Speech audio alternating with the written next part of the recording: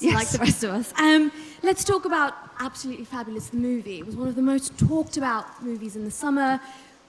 Incredible film.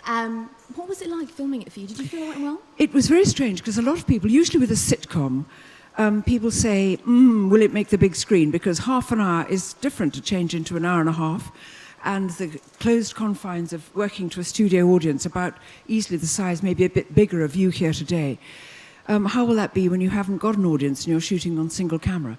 Well, the truth is that in every single series we did something filmed abroad. We filmed in Paris, we filmed in the south of France when they were too vain and stupid to speak French and didn't know that they were in the wrong house. They were in the hut at the bottom of the garden and the chateau was still empty.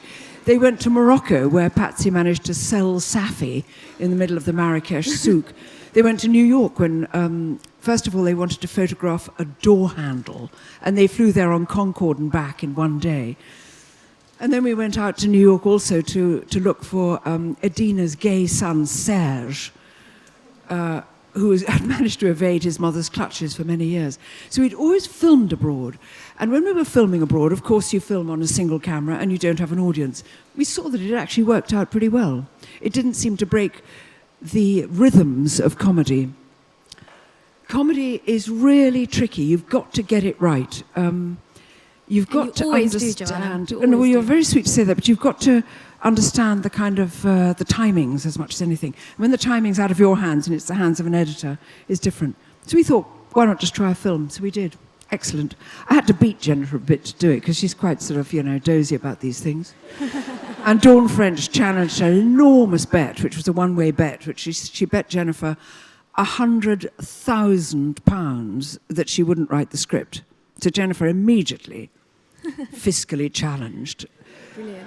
Managed to write something, but most of it was actually just blah, blah, blah, rather like bubbles. Yeah. Wonderful. Now, you've mentioned, Jennifer, let's talk about your first meeting. Was a little bit awkward, I understand. Well, it was very odd. I'd admired her so much in French and Saunders, and she had clearly thought I was good enough to be offered the part of Patsy. We went along to the BBC to read through one of the scenes that she'd written in the very first episode, the pilot episode, of Patsy and Edina sitting in the back of a taxi. So we sat rather like us here, Nadia, with the director sitting opposite us there, and read through the scenes, and I couldn't seem to make Jennifer smile even. These are her words, and they weren't, they were funny, but I didn't know, there was no guideline as to what Patsy was, who she was, what she was like. So I sort of tried it like me, tried it like something, and she just sat there with a pretty stony face.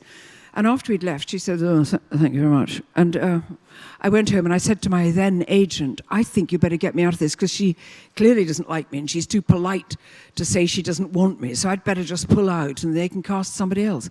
My agent said, "Look, it's only a pilot. Just do it." So I did. Amazing. And, none of us here in the room can ever imagine anything being awkward when it comes to Joanna Lumley. You're the epitome of style and grace and charm. Do you ever have days like us when nothing's I love days like us. I am so us, I can't tell you. And as you get older and older, you kind of think, my God, my principal thing in the morning is, will I be letting people down? Now, it used to be just because I'm no good, and then it's secondary because I'm mouldering away and looking so tatty. And so all the time you're thinking, have I got anything that people will think fits up to what people imagine I will be like? Because I'm the person scrubbing out the lavatory and cleaning the garden. I'm the person queuing at the bus stop. I go by tube. I shop in supermarkets because I'm completely us. I'm completely normal. Sorry, that seemed insulting. I didn't mean to say, you chic and gorgeous audience, but anyway, I'm so much below us than you are that it's quite difficult to be the person that I think people would rather I was. And quite often people would rather I was Patsy. Hair up, covered with glitter, looking fantastic, not caring, drinking at 3 a.m, And I'm just not. I'm quite a hard-working grandmother. Does that sound pitiful? It isn't. It's divine. It sounds brilliant.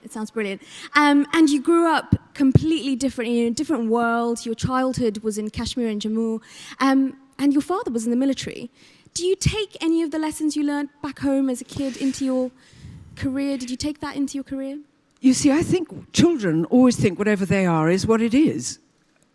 So whatever your background was when you were little, as if that's what you knew, you imagined that's completely normal.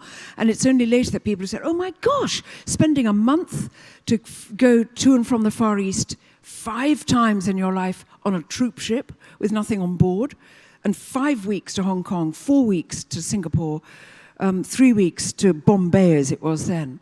But that's what you did when you were an army brat. You got put onto a ship and sent around the world. That's how it was. So things kind of stick with you, a different way of being. Going to boarding school, it was customary. Now people go, oh God, how could you send your sweet beloved children away? And you think, how could they? But they adored me. And how could I? I sent my son to boarding school. How could I? So maybe the sins of the fathers are visited on the children, because both my parents, who'd been brought up in India, were sent home to boarding school. So maybe we just do what seems normal. I think the thing is that once you get to a stage of vaguely having your own mind about things, not always being under the influence of others, is that you can work out roughly what you think yourself. And I think that you must have the strength to follow your own logical thought process, and don't just do what usually is. If your family is always blue and the other family is always red and that family is always green, don't just say, oh, well, we're always blue. Think about red and green as well and have a look at them. Examine what other people... It always irritates me at election time